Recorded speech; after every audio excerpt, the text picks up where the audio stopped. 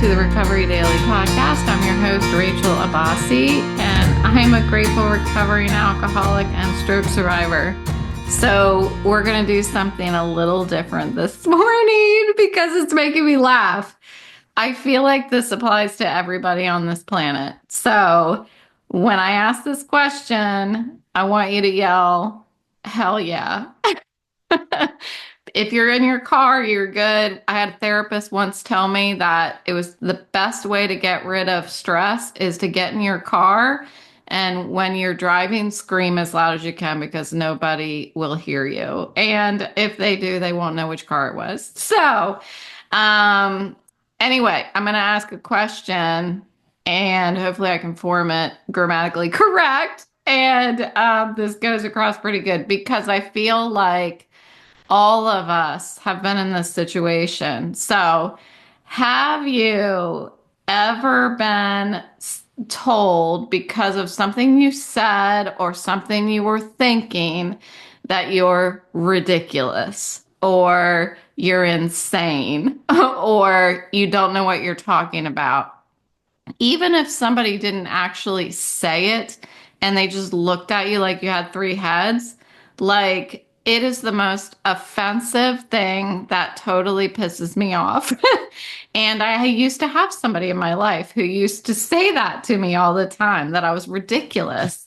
And after a while, when I would hear that, I started to believe it. I started to believe that I was ridiculous. I started to believe that there was something wrong with me.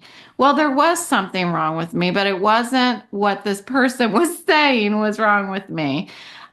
So I've encountered a lot of instances in my life where somebody has talked to me as if I was insane. And when I entered into the sobriety program, in the steps, it says things like return us from insanity. You know, it was claiming that I was insane, and I was completely offended. I was like, "You people might be insane, but I am not insane." Well, guess what? That's what drinking did to me. Being called insane felt like a personal attack. But deep down, I started to see how erratic emotions led to erratic behavior. And I've talked about this for this is the third day. It wasn't people, well, in sobriety, it wasn't that my fellowship was judging me. It was that truth was knocking on the door and I didn't want to answer, you know? So, I, well, throughout my drinking, it was like I had no choices. That's what it felt like. It felt like I had to drink whether I wanted to or not because it was keeping me, it was medication. It was keeping me sane, right? That's what it felt like. It felt like it was the thing that was keeping me sane when actually it was doing the opposite. I felt like I wasn't in control of anything unless I had alcohol in me. And what was happening, paradoxically, was that as soon as I put alcohol in me, I wasn't in control of anything. You know, I wasn't in control of anything. I'm talking about between me and my fingertips and outside of my fingertips. Like I wasn't in control of anything. Once alcohol entered the picture, which for me, in my experience, alcohol was always in my body. That's what my story is. I never was living without alcohol in my body. I would even wake up in the middle of the night and put it in my body so that I would never be detoxing because detoxing was very, very uncomfortable. So while I had this alcohol in my body, I didn't have any freedom whatsoever. Um, I wasn't making any choices. I was just reacting. I was surviving, and I was grasping at anything that I could for happiness. Um, I was spiraling out of control. It felt like the world around me was spiraling, but it was just me. Um, my life became unmanageable because with alcohol in my life, I lost the ability to choose. I, I all along had the ability to choose, but it didn't feel like it. Um, And so what I was doing, that reacting and that surviving, it was all oh my gosh, like I'm really feeling it, I'm really thinking about what it was like back then. It was like it just echoed insanity. It really did.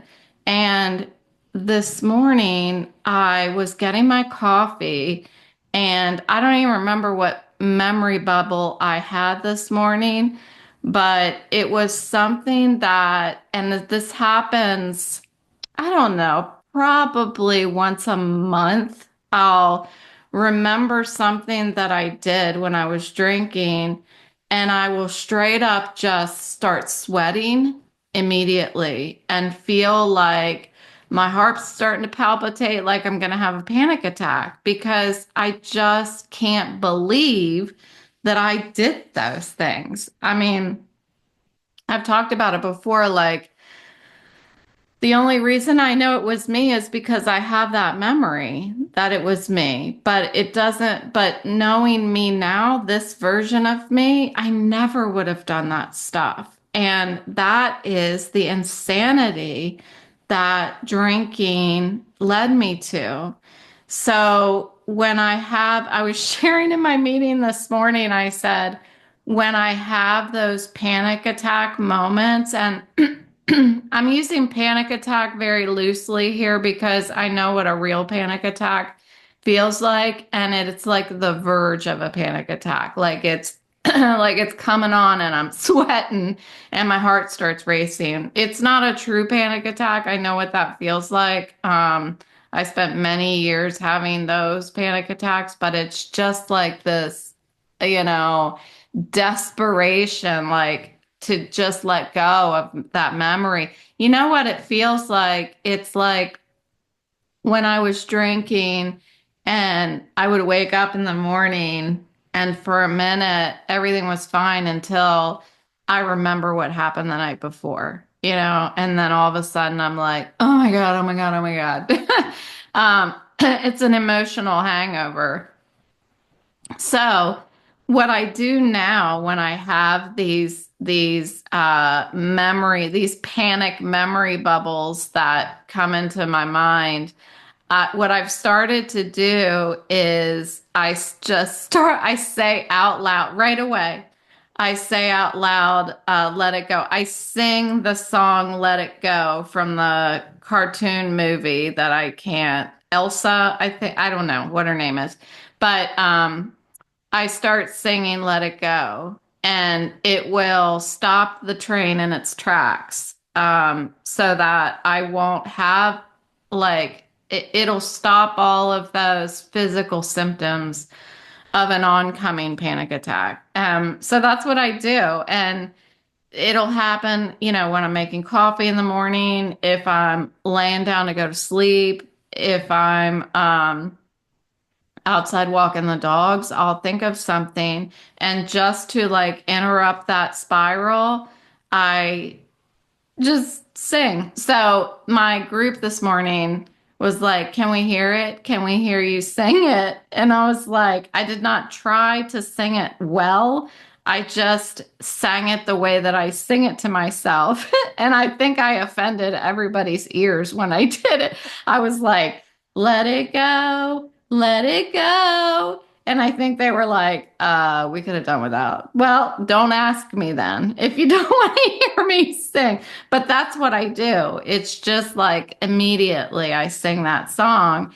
And it's it's a bit of lightheartedness. That's why I sing it, because it brings me back to my personality, which is a lot of lightheartedness, I think. Even though I talk about serious stuff here all the time, I talk about the serious stuff here so I can float through life. But so anyway, these panic attack things are memories of things that I did because I was just doing. I wasn't making decisions about what I was going to do and how I was going to react. I was never pausing or doing any of these things that we talk about in the podcast. And so take away the drink when we first enter into sobriety. And I've talked about this before too. There's this space between not drinking anymore when you put down the drink and getting through the steps, getting to a point in the steps where you're really starting to gain some self knowledge. Learning some of these tools like pausing and meditating and understanding, like, if I pause, the world isn't going to erupt or anything. Like, I can just pause and it's fine. I can even get quiet, and I start being able to have a relationship with silence and with myself and all of that stuff.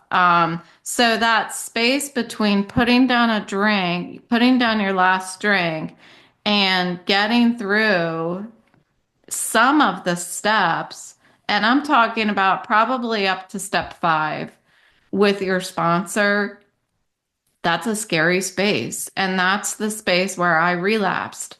And I have run across a lot of people who relapsed during that time, because I'm caught in the space of not being able to self-medicate with alcohol, yet I don't have the relief of the spiritual tools. So the steps haven't taken root yet, and the whole world still feels like it's collapsing. That is really a risky time. And I think the greatest tool that you can have during that time is the phone. And that's why I heard so often in early sobriety, pick up the phone, practice picking up the phone. The phone can be the heaviest thing in the world to pick up. Um, and it's true. I practiced it. I didn't practice it enough. I still don't necessarily practice it enough, but I'm getting better at it. I had something that was really bothering me yesterday, and I called my sister and I talked about it, and I haven't thought about it since then. Like, everything's been fine. And that's what the program has taught me. It's taught me how to make decisions about what's going on between my ears, and and talk things through and not just let emotions bubble over and then react. And then I got myself in a situation where later down the road I'm going to have a panic attack thinking about it, like I sometimes do. Um, so the steps have been essential in rewiring my thinker. Like, my life, my behavior, my decisions are a direct result of my sobriety program. And the steps have trained my thinker. Um, the steps I thought were going to teach me how to not pick up a drink. But what they were doing actually was retraining, reprogramming how I think and how I respond to people, places, and things, and how I live. So this morning, I was thinking about that space between not picking up a drink. My eyes are hurting. Sorry. My eyes are hurting really bad for some reason. Well, I know why. That's a side note. I'll stay focused. Shiny coin. I'll stay focused. So, okay. I was thinking about that space between not picking up a drink anymore and step 5.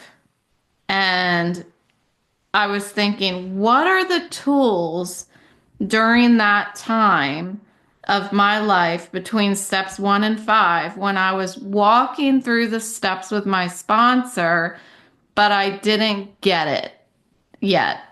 Um, what were the tools that I needed to help me through that time, but I didn't have it yet? Let me reword that because that didn't come out very smoothly.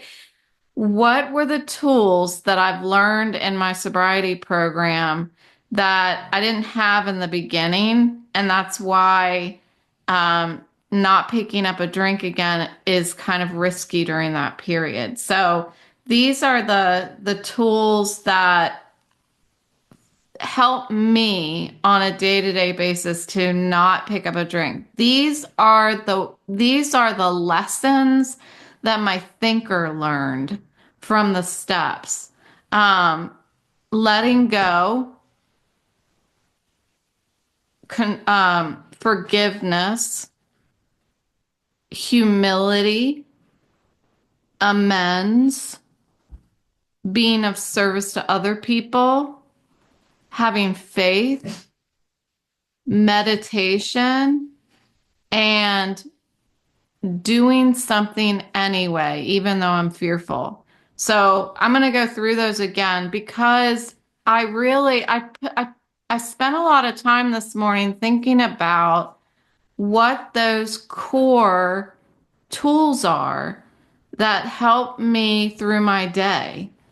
And if you want, write them down, and I'll give a little mini explanation of each, tiny, like a sentence of each, because I feel like if this is an all-inclusive list for me, um, if I'm confronted with a situation where whether it's engaging with a person or dealing with something, one of these tools will help me through it.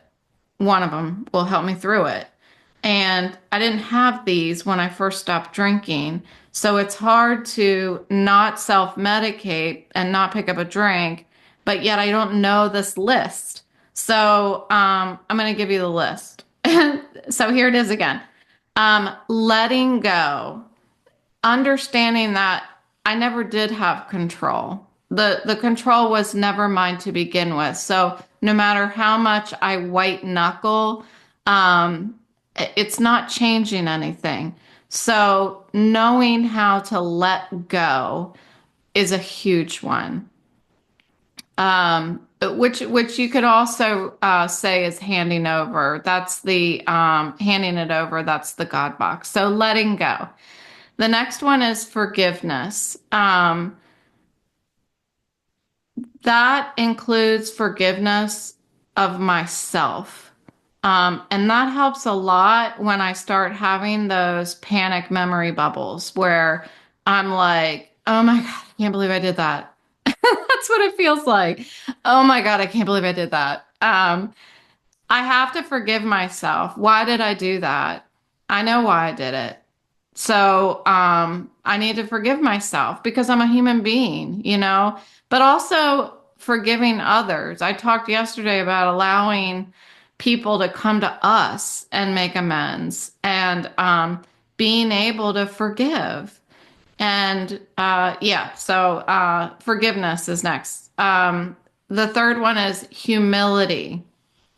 So I never thought I had an ego until I started learning about until I think I went through step 4 and 5, where I started understanding that the reason why I was pissed off at these people is because they hurt my feelings, And if I can actually put my pride down and get a little humble, I can realize that maybe I'm not all big and bad like I thought I was, you know? And a soft heart can do brave things. The next one is amends. And amends is still hard, but sometimes you got to do it anyway. And that's the last core tool that I'll get to. But um, being able to recognize my role and take responsibility for my behavior is making amends. And I probably apologize and make living amends more than I've ever apologized in my life over the past almost 9 years.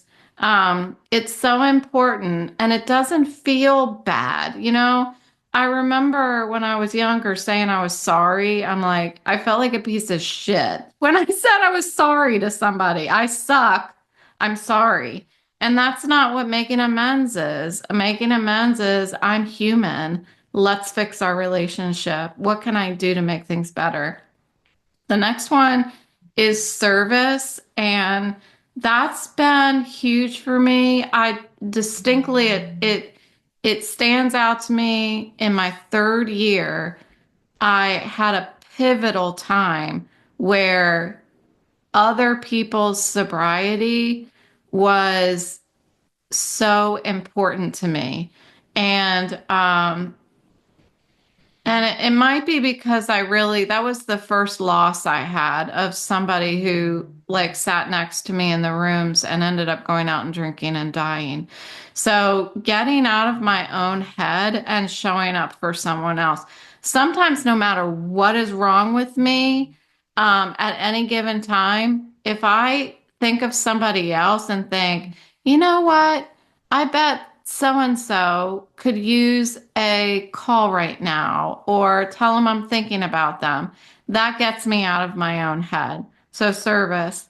Faith is next. Not knowing who my higher power was, what it was, how to have a relationship, and still doing it anyway, that was faith. That was full on faith.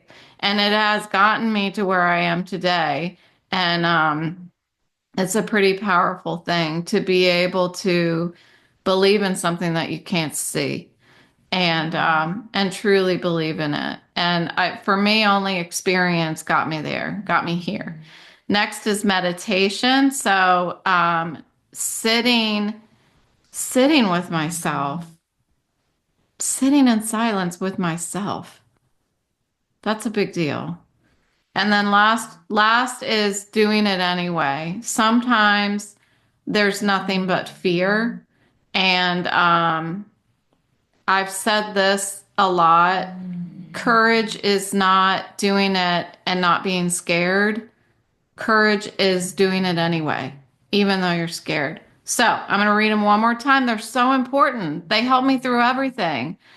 Let go, forgiveness, humility, amends, service, faith, meditation, and do it anyway. If all else fails, freaking do it. Do it anyway. Like my daughter said this morning when she was running her 20 mile practice run to get ready for her marathon that's coming up. She texted or she called, she recorded a video and texted it to my son and I. And on the third, she was 3/4 of the way through, and she said, the only way to it is through it. And I'm like, atta girl. I don't know if she knows she's working my program. That's what she's doing, even though she's not sick and suffering with alcoholism. So Anyway, do it anyway. When all else fails, just do it. Just do it, and then it's over. That's what I say. So that's it. I mean, I in the beginning when I was drinking, I could not differentiate the true from the false. The stories that was making up in my head were as real as you standing in front of me. I believed it. I knew it. It was a fact. But now, on most days, most days, I'm able to pause and and decipher between the two because I still have stories in my head. I still have that version 1.0 of Rachel that's still lingering somewhere in there, and she's telling me lies. And on most days, I can work with her and I can settle her down and I can know what the truth is, what's real, what's my truth. And if I can't, I can ask for help because that is also okay. I don't have to do this by myself. I used to think that I had to figure it out by myself. I don't even know how I got this far. I'm 50 years old. I have no idea how I got this far without this program. So thanks so much for joining me today, and I will talk to you tomorrow.